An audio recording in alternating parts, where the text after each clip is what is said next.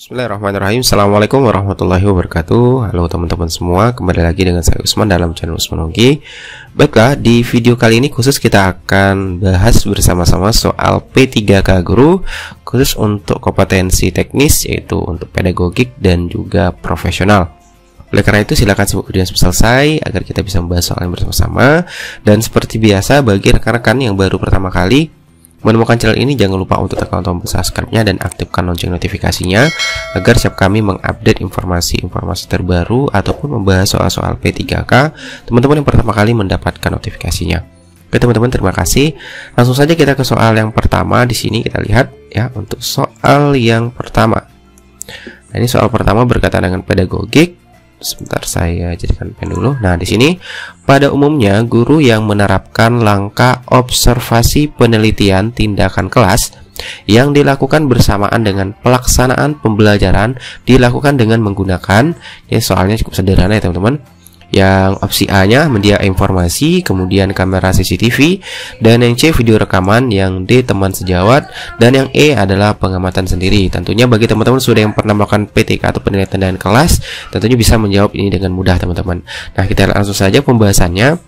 Pada umumnya peneliti atau guru pada saat melakukan penelitian kelas, yaitu teman-teman itu tentunya memanfaatkan pastinya teman sejawat ya, untuk membantu mengamati kejadian-kejadian selama proses pembelajaran berlangsung. Jadi jawaban di sini adalah yang D teman-teman, yaitu teman sejawat. Oke, kita lanjut ke soal nomor 2. Di sini soalnya, Ani peserta didik kelas 3 SD sudah bisa berbicara dengan lancar dengan jumlah kata bisa sampai 12 kata dalam satu kalimat. Ani juga sudah dapat memahami penjelasan guru di kelas sehingga mampu mengikuti pelajaran dengan baik. Hal ini menunjukkan bahwa Ani berada pada fase. Nah, berarti di sini kita harus mengetahui teman-teman fase-fase. Ya, di sini yang opsi A-nya yaitu pragmatik ya. Kita lihat di sini pragmatik, kemudian yang B semantik, kemudian yang C sintaksis, dan yang D adalah morfologis, dan yang E adalah fonologis. Tentunya kita harus mengetahui fase-fasenya. Nah, kalau kita lihat di sini untuk fase pemerolehan bahasa anak itu ada 3 fase teman-teman. Yang pertama itu untuk perkiraan umurnya sendiri, kita lihat di sini 0 sampai 2 tahun ya. Untuk 0 sampai 2 tahun itu disebut dengan fase fonologis, di mana di sini kemampuan anak adalah anak bermain dengan bunyi-bunyi bahasa, yaitu mulai mengoceh sampai mengucapkan kata-kata sederhana. Seperti itu ya untuk yang fase fonologis 0 sampai 2 tahun. Kemudian untuk yang 2 sampai 7 tahun yaitu fase sintaksis ya, dimana di sini kemampuan anak menunjukkan kesadaran gramatis ya, dan berbicara menggunakan kalimat. Sedangkan untuk umur perkiraan 7 sampai 11 tahun yaitu fase semantik, di mana anak dapat membedakan kata sebagai simbol dan memahami konsep yang terkandung dalam kata. Seperti itu teman-teman. Nah, di sini kalau kita lihat Ani ya, anak yang berusia 9 tahun itu sudah dapat berbicara dengan lancar dengan jumlah kata bisa sampai 12 kata dalam satu kalimat, juga dapat memahami konsep yang terkandung dalam kata-kata yang disampaikan guru. Oleh karena itu di sini kita kategorikan Ani itu masuk ke dalam fase semantik ya teman-teman, masuk ke dalam fase semantik. Jadi jawabannya adalah yang B. Oke, kita lanjut nomor yang 3, nomor ketiga.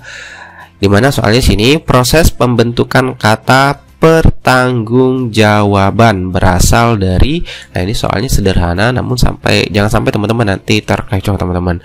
Nah, di sini opsi A-nya tanggung jawab plus peran, kemudian yang B pertanggung plus jawaban, kemudian yang C pertanggung plus jawab plus an, dan yang D per plus tanggung plus jawaban, dan yang E per strip plus tanggung plus jawab plus strip an. Nah, yang mana teman-teman yang benar di sini? Silahkan dipilih terlebih dahulu sebelum kita ke pembahasan. Oke, kita lihat langsung saja jawabannya. Proses pembentukan kata pertanggungjawaban itu berasal dari kata majemuk teman-teman ya, berasal dari kata majemuk, sehingga yaitu tanggung jawab itu sebagai bentuk dasarnya ya, tanggung jawab ini sebagai bentuk dasarnya, dan konfiksnya itu ditambah dengan peran. Jadi jawabannya adalah yang A teman-teman, yaitu tanggung jawab tambah atau plus per pembiayaan. Oke, semoga membantu ya. Semoga ada soalnya keluar di seleksi kompetensi teknis nanti teman-teman bisa menjawabnya. Oke, kita lanjut ke soal nomor 4. Soalnya, di sebuah sekolah dasar dalam satu kelas itu terdiri 26 peserta didik yang kemampuan belajarnya beragam. 7 peserta didik, nah di sini kita garis bawahi 7 peserta didik itu tampak sangat menonjol bagus dalam memahami pelajaran. Sementara ada 6 peserta didik yang kemampuannya sangat kurang dalam memahami pelajaran, sedang sisanya biasa saja. 7 peserta didik yang menonjol bagus kadang justru mengganggu temannya. Nah, bagus kadang mengganggu temannya ya, yang belum memahami pelajaran. Jika akan dilakukan penelitian untuk perbaikan pembelajaran, variabel terikat yang sesuai dengan kondisi kelas tersebut adalah, nah dari sini teman-teman itu berkaitan dengan variabel terikat ataupun variabel besar ya teman-teman. Nah, kita lihat di sini untuk opsi A-nya adalah model pembelajaran, yang kedua yang B pemahaman, yang C jumlah peserta didik, kemudian yang D kesulitan belajar, dan yang E adalah kemampuan belajar. Jadi sini teman-teman, apa kira-kira variabel terikat yang sesuai dengan kondisi kelas tadi? Oke, silahkan dipilih jawabannya sebelum kita ke pembahasan. Oke, sudah dipilih. Nah, kita lihat pembahasannya.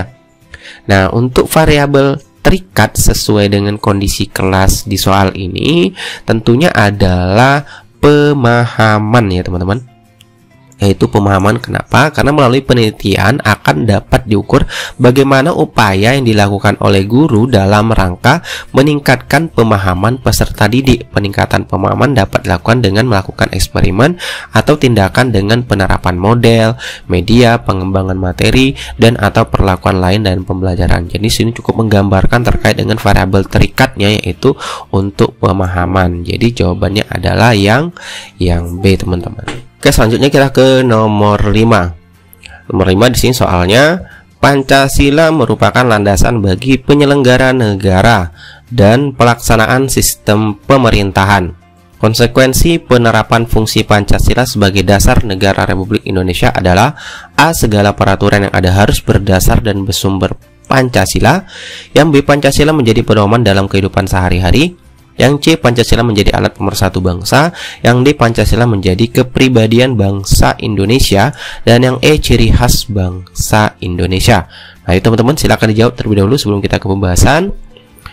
Oke, kita lihat pembahasannya. Untuk soal tersebut yang berkaitan dengan Pancasila, konsep kunci yang perlu dicermati adalah fungsi Pancasila dalam konteks dasar yang bersifat mendasari serta lingkup wadah negara, bukan dikaitkan dengan bangsa teman-teman, atau manusianya, sebagaimana pengecoh jawaban yang menekankan bangsa atau kehidupan sehari-hari manusianya. Jadi kata yang jelas untuk membantu landasan bagi penyelenggara negara dan pelaksanaan pemerintah, tentunya Pancasila merupakan landasan bagi penyelenggara negara dan melaksanakan dalam pelaksanaan sistem pemerintahan.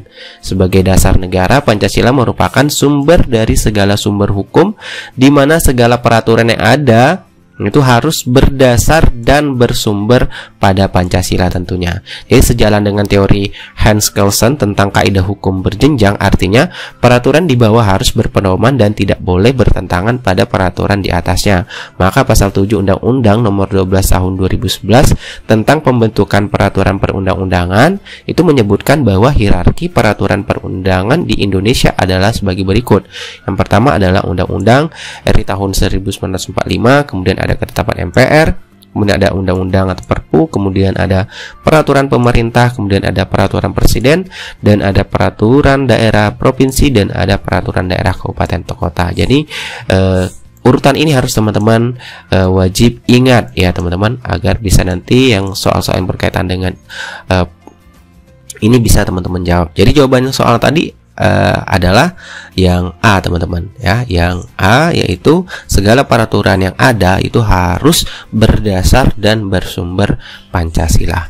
Oke, kita lanjut ke soal yang nomor 6.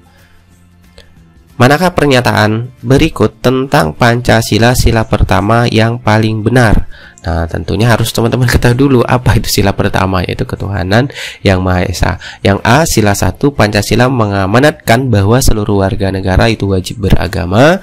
Kemudian sila 1, Pancasila mengamanatkan bahwa peraturan perundangan didasarkan pada agama. Dan yang C, sila 1, Pancasila mengamanatkan bahwa seluruh warga negara wajib bertuhan dan yang diwujudkan dengan memeluk agama atau kepercayaannya. Yang D, sila 1, memberikan kebebasan kepada setiap warga negara beribadah sesuai dengan agama dan keyakinannya, menciptakan kerukunan umat beragama, aturan dan penyelenggaraan bernegara harus berketuhanan yang Maha Esa. Dan yang E, sila 1, Pancasila mencintai sama sesuai dengan keyakinan agamanya. Jadi silakan dipilih jawabannya teman-teman. Saya yakin teman-teman pasti mengetahui jawabannya karena ini cukup mudah dipahami ya teman-teman, untuk soal yang mengenai pengamalan atau pernyataan yang berkaitan dengan Pancasila sila pertama. Namun kita lihat pembahasannya. Untuk pembahasannya, jawaban untuk yang paling benar tentunya adalah jawaban yang mana teman-teman? Itu jawaban yang D ya. Kenapa? Karena jawaban D itu merujuk pada satu, yaitu pengakuan adanya Tuhan yang tertuju pada sisi vertikal ya, bukan kita pada Tuhan tentunya. Kemudian kedua, rukun antar umat beragama yang mengarah pada sisi horizontal ya, sesama manusia, serta penegasan. Dan ketiga, aturan dan penyelenggaraan bernegara harus berketuhanan yang Maha Esa. Mana sila ke-1 itu memberikan kebebasan kepada setiap warga negara beribadah sesuai dengan agama dan keyakinannya, yaitu menciptakan kerukunan umat beragama. Dan hal ini berarti bahwa setiap warga negara itu mengakui adanya Tuhan yang diwujudkan dengan memeluk dan melakukan ibadah sesuai dengan agama dan keyakinannya. Dan yang kedua itu pastinya bertoleransi. Kita harus bertoleransi, tidak mempertentangkan keyakinan intra dan antar pemeluk agama, dan tidak ada pemaksaan dalam keyakinan. Dan yang ketiga itu aturan dan penyelenggaraan bernegara harus berketuhanan yang Maha Esa. Jadi sini sudah jelas jawabannya itu adalah yang D ya teman-teman. Oke, kita lanjut ke soal nomor 7. Berkaitan dengan pedagogik lagi teman-teman. Bu Santi hendak membelajarkan materi gelombang bunyi, berkaitan dengan IPA teman-teman, di kelas sekaligus ingin melakukan PTK. Pada pembelajaran yang pernah dilakukannya, banyak siswa yang tidak dapat mencapai KKM. Ia bingung masalah apa yang hendak diangkat dalam penelitian. Bu Santi mencoba membuat pertanyaan refleksi terhadap pembelajarannya. Contoh pertanyaan dapat membantu Bu Santi mengidentifikasi masalah PTK-nya adalah berkaitan dengan refleksi ya teman-teman. Yang A, apakah faktor-faktor yang mempengaruhi terjadinya perambatan bunyi? Yang B, apakah strategi pemberian tugas dan jenis bahan pelajaran yang diberikan dalam pembelajaran gelombang bunyi cukup menantang siswa? Yang C, bagaimana cara membuktikan hubungan antara medium perambatan dan kecepatan merambat bunyi? Dan yang D, apakah kebiasaan sarapan pagi berpengaruh terhadap hasil belajar siswa dalam pelajaran gelombang bunyi? Yang E, bagaimana cara mendemonstrasikan gejala perambatan gelombang bunyi pada benda padat? Oke, silakan dipilih jawabannya teman-teman sebelum kita ke pembahasan. Oke, kita lihat pembahasannya. Permasalahan yang diambil itu sebagai rumusan permasalahan dalam PTK Ibu Santi tadi ya, yang berkaitan dengan upaya peningkatan kualitas ya. Tentunya ini berkaitan dengan peningkatan kualitas proses pembelajaran sehingga diharapkan berdampak yaitu pada aktivitas siswa. Artinya aktivitas siswa itu yang mampu membantu memperbaiki hasil belajarnya. Salah satu contohnya itu pada kasus yang diberikan pada soal, yaitu dengan memikirkan apakah suatu strategi cukup memberikan tantangan bagi siswa selama proses pembelajaran. Jadi jawabannya adalah yang B, karena yang berkaitan dengan strategi ya, strategi untuk peningkatan kualitas proses pembelajaran tadi. Oke, kita lanjut ke nomor 8. Di sini soalnya, untuk menyelidiki pengaruh sinar matahari terhadap pertumbuhan tanaman, maka seorang siswa SD melakukan percobaan dengan menanam beberapa biji kacang hijau yang diambil dari tanaman kacang hijau varietas tertentu pada 3 media tanam yang sama. Media tanam tersebut diletakkan di kamar, di halaman, dan di ruang tamu. Berarti di sini ada 3 tempat teman-teman, di kamar, di halaman, dan di ruang tamu. Setiap hari pada jam 11 siswa mengamati pertambahan panjang ya. Setiap jam 11 siswa mengamati pertambahan panjang batang dalam 3 media tanam yang diletakkan pada lokasi yang berbeda tersebut. Berdasarkan kegiatan tersebut yang menjadi variabel terikat. Nah, ini lagi variabel terikat, teman-teman. Yaitu A, jenis media tanam, B, pertambahan panjang batang, C, jenis kacang hijau, D, lokasi untuk meletakkan media tanam, dan E, waktu pengamatan. Jadi berkaitan dengan penelitian ya teman, atau keterampilan proses dalam penelitian ilmiah. Tentunya kita harus mengetahui variabel-variabel. Oke, silakan dijawab teman-teman untuk dipilih tes sementara jawabannya sebelum kita ke pembahasan. Oke, kita langsung ke pembahasannya saja. Nah, yang perlu teman-teman ketahui bahwasanya variabel itu adalah segala sesuatu yang akan menjadi objek pengamatan dalam penelitian atau sebagai gejala sesuatu yang bervariasi. Itu yang harus teman-teman ketahui dulu terkait dengan variabel. Namun pastinya bagi rekan-rekan guru yang tentunya sudah mengenal IPA, tentunya sudah tidak asing lagi dengan nama variabel. Nah, kita lihat yang pertama itu variabel bebas. Di mana variabel bebas itu atau istilahnya variabel penyebab, yaitu independent variable, di mana variabel bebas ini variabel yang menyebabkan atau memengaruhi, yaitu faktor-faktor yang diukur, dimanipulasi atau dipilih oleh peneliti untuk menentukan hubungan antara fenomena yang diobservasi atau diamati. Itu untuk variabel bebas ya teman-teman. Kemudian untuk variabel terikat itu apa? Itu variabel tergantung atau dependent variable. Di mana variabel terikat ini adalah faktor-faktor yang diobservasi dan diukur untuk menentukan adanya pengaruh variabel bebas. Di mana variabel terikat ini itu faktor yang muncul atau tidak muncul atau berubah sesuai dengan yang diperkenalkan oleh peneliti. Jadi berdasarkan contoh atau kasus yang disebutkan di soal tadi itu diberikan, maka variabel terikatnya apa? Yaitu variabel terikatnya adalah pertambahan panjang batang, teman-teman. Jadi jawabannya adalah yang B. Oke, kita lanjut ke soal ke-9. Nah, ini berkaitan dengan IPA. Di sini kita bisa lihat ini gambar apa teman-teman kira-kira? Yaitu gambar kereta api ya, kereta api. Kemudian di sini ada penegasan lagi gambar relnya. Nah, tentunya kalau guru IPA ini sudah tidak asing lagi dengan materi ini. Ini berkaitan dengan materi kalor ya kalau tidak salah.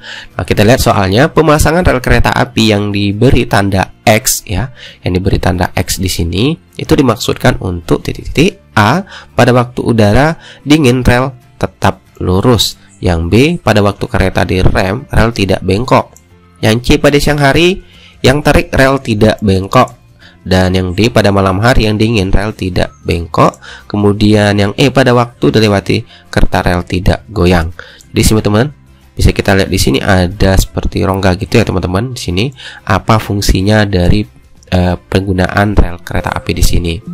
Nah, kalau kita lihat di sini pembahasannya untuk pemasangan sambungan rel kereta api itu merupakan contoh penerapan konsep kalor ya teman-teman. Jadi ini materi tentang kalor, itu pemuaian ya dalam kehidupan sehari-hari. Jadi pemasangan itu dibuat agar terdapat jarak. Di sini ada jarak atau celah ya antar ujung sambungan agar ketika siang hari yang terik itu tidak terjadi pemuaian pada rel kereta api ya, jadi tidak mengalami pembengkokan sehingga perjalanan kereta api tetap lancar dan aman. Jadi jawabannya adalah yang C teman-teman, pada siang hari yang terik rel tidak bengkok, seperti itu. Kita lanjut ke soal nomor 10. Soalnya Pak Prajana sedang berada di mobil angkutan yang sedang melaju. Dia membawa segelas air teh tanpa tutup yang ia letakkan di dashboard atau rak minuman ya di mobil ya, di dashboard mobil. Tiba-tiba sopir angkot mengerem mendadak. Berdasarkan pemahaman Anda tentang pengaruh gaya, jadi berkaitan dengan gaya pada gerak benda, apa yang akan terjadi pada air dalam gelas yang ditaruh di dashboard tersebut?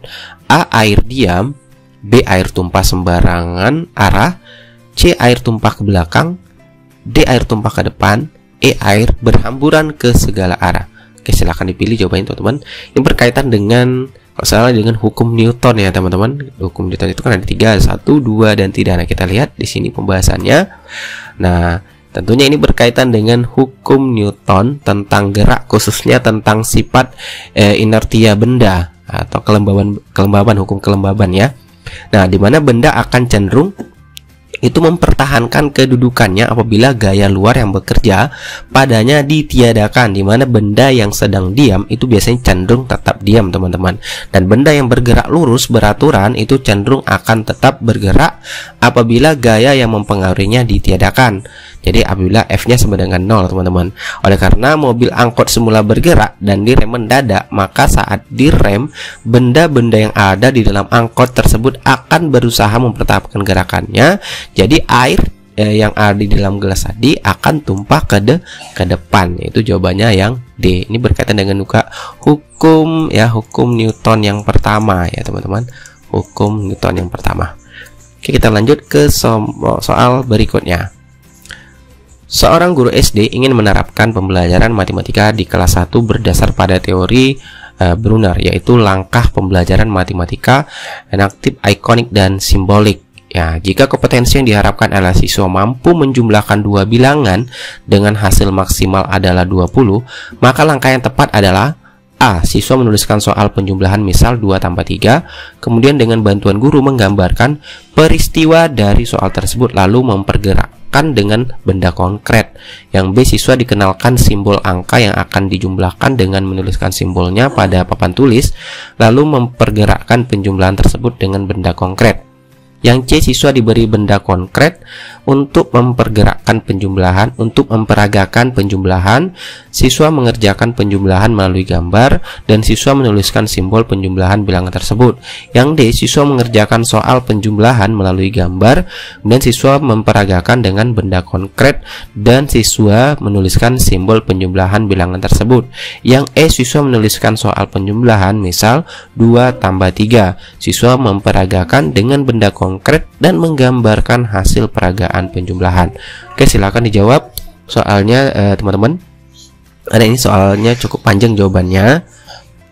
Oke, kita langsung saja ke pembahasan. Untuk pembahasan terkait dengan teori belajar Brunner tadi, untuk pembelajaran matematika DST berdasar pada teori Brunner itu dikenal dengan 3 langkah ya, teman-teman. Itu ada enaktif, ikonik, dan simbolik. Nah, ketiga tahapan ini merupakan tahapan yang berurutan. Jadi dalam pembelajaran penjumlahan bilangan ya, penjumlahan bilangan, kemudian urutan pembelajarannya yang pertama itu harus enaktif dulu, dimana di sini siswa memperagakan penjumlahan dengan benda konkret dulu, teman-teman. Kemudian yang ikoniknya itu menggambarkan siswa menggunakan gambar-gambar benda konkret dalam penjumlahan bilangan. Kemudian yang ketiga di sini kita lihat yaitu simbolik. Nah, di sini simbolik yaitu siswa menuliskan simbol atau lambang penjumlahan bilangan, misalnya 2 tambah 3. Nah, dari kelima opsi jawaban yang ditawarkan di soal tadi, kalau kita urutkan berdasarkan teori Brunner ini, itu yang sesuai dengan tahapan. Yang pertama itu siswa diberi benda konkret ya untuk memperagakan penjumlahan, tentunya berkaitan dengan enaktif. Kemudian siswa mengerjakan penjumlahan melalui gambar, yaitu ikonik. Dan selanjutnya tahapan yang berikutnya itu siswa menuliskan simbol penjumlahan bilangan tersebut, yaitu simbolik. Nah, kalau kita lihat di opsi jawaban tadi, jadi jawaban yang tepat adalah pilihan jawabannya yang C, teman-teman. Oke, kita lanjut ke soal berikutnya. Nah, ini soal berikutnya yaitu berkaitan dengan IPA juga ya, teman-teman. Di sini kita lihat Fala bersepeda dari kota A ke arah utara dengan kecepatan 30 km per jam selama 2 jam. Kemudian ia berbelok ke arah timur dengan kecepatan 20 km per jam selama 1,5 jam. Kemudian setelah beristirahat selama setengah jam, ia melanjutkan perjalanan ke arah selatan selama 2 jam dengan kecepatan 10 km per jam dan tiba di kota B. Berapakah jarak kota A ke kota B? Nah, itu yang ditanyakan, teman-teman, dari soal. Kita lihat sini A itu 50 km, kemudian B 55 km, C 80 km, D 110 km, dan E 120 km. Oke, silakan dicari jawabannya, teman-teman, karena ini berkaitan dengan hitungan juga ya. Nah, tentunya ini berkaitan juga kalau kita lihat soalnya itu dengan kecepatan. Rumus umumnya itu V sama dengan S per T, teman-teman. Oke, silahkan dipilih jawabannya, dicari. Oke, kita langsung saja ke pembahasannya. Nah, di sini yang tentunya kita tulis dulu diketahui tadi, yaitu dari Fala tadi bersepeda dari kota A ke arah utara itu dengan kecepatan 30 km per jam dengan waktu 2 jam, kemudian berbelok ke arah timur dengan kecepatan 20 km per jam dengan waktu 1,5 jam, kemudian lalu ke arah selatan dengan kecepatan 10 km per jam dengan waktu 2 jam dan tiba di kota B. Dan ditanyakan adalah berapa jaraknya tadi. Nah, rumusnya tadi yang sudah saya tuliskan, itu kecepatan sama dengan jarak tempuh per waktu atau V yang dilambangkan biasanya dengan V, jarak itu S, waktu itu T biasanya teman-teman. Nah, karena di sini yang diketahui itu kecepatan dan waktu, maka yang ditanya itu adalah jarak. Kita cari jarak terlebih dahulu dengan cara membalikkan rumusnya, itu jarak tempuh sama dengan kecepatan dikali dengan waktu atau V, S sama dengan V kali T ya, seperti itu. Nah, silakan teman-teman mencari nanti berapa kecepatannya, kemudian dikali dengan waktunya, diperoleh dari soal itu 60 km ke arah utara, kemudian ke arah timurnya itu 20 km dikali 1,5 jam, itu diperoleh 30 km. Kemudian untuk ke arah selatannya itu diperoleh 10 km per jam dikali 2 jam sama dengan 20 km. Nah, kemudian untuk lebih jelasnya sebenarnya kita bagusnya langsung gambarkan seperti ini teman-teman ya. Yang kita misalkan tadi dari Fala tadi bersepeda dari A, di sini Fala tadi berbesar dari A, kemudian ke arah utara itu ke atas itu 60 km. Tuliskan, kemudian ke arah timur itu kita ke kanan, di sini ke arah timur, ini utara tadi, timur itu 30 km, kemudian ke selatan lagi itu 20 km. Nah, ini yang ditanya itu adalah titik A ke titik B, berapa jaraknya, seperti itu. Nah, untuk lebih jelasnya lagi kita ilustrasikan lagi atau kita sederhanakan gambarnya agar kita mendapatkan nanti rumus Pitagoras ya teman-teman. Nah, di sini kita lihat untuk bagusnya atau lebih jelasnya nanti detailnya, kita tarik garis di sini ujung kota B ya. Nah, kita tarik di sini sehingga diperoleh jarak ya, jarak antara dari arah ke timur tadi, arah utara, yaitu kita potong di sini berarti menjadi 40 ya teman. Dari mana datang 40? Tentunya itu 60 kurang 20. Kemudian untuk jarak dari sini itu kita perlu 30 karena sisi dari ke arah timur tadi yaitu 30 teman-teman. Jadi di sini 30 sehingga diperoleh nanti segitiga seperti ini ya teman-teman. Akhirnya segitiga akhirnya untuk kita bisa mencari dengan rumus Pitagoras tadi. Di sini 60 dikurang 40 diperoleh sini jadinya 40, di sini 30. Nah, sedangkan di sini berapa? Nah, jaraknya jadi rumus Pitagorasnya yang ini teman-teman. Kita peroleh yaitu 40 kuadrat tambah 30 kuadrat sama dengan 1600 sampai 900, itu diperoleh itu 2500. Ini diakarkan lagi teman-teman, itu diperoleh dia 50 km jawabannya. Oke, jadi kita lihat opsinya yaitu jawabannya yang A ya teman-teman, yaitu 50 km. Oke, itulah beberapa soal dari kompetensi teknis P3K Guru. Semoga beberapa soal ini dapat membantu teman-teman menjawab soal-soal atau mempelajari soal-soal kompetensi teknis untuk di tahap 2 nantinya. Oke, sekian dari Semonogi, semoga bermanfaat. Wassalamualaikum warahmatullahi wabarakatuh.